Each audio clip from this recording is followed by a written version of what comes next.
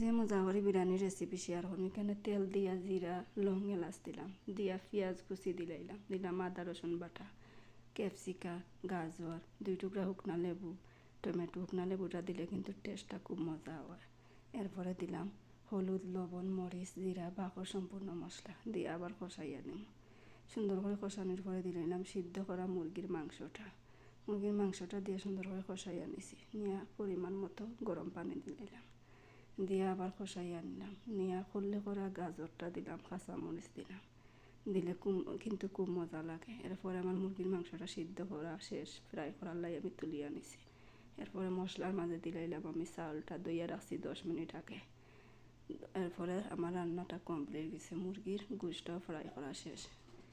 আপনার সাথে শেয়ার করলাম, খুবই মজার রেসিপিটা, অবশ্যই ট্রাই করিয়া দেখবা। আর সামনে রমজান, অবশ্যই একবার হইলে খাইয়া দেখবা, মজা লাগবে।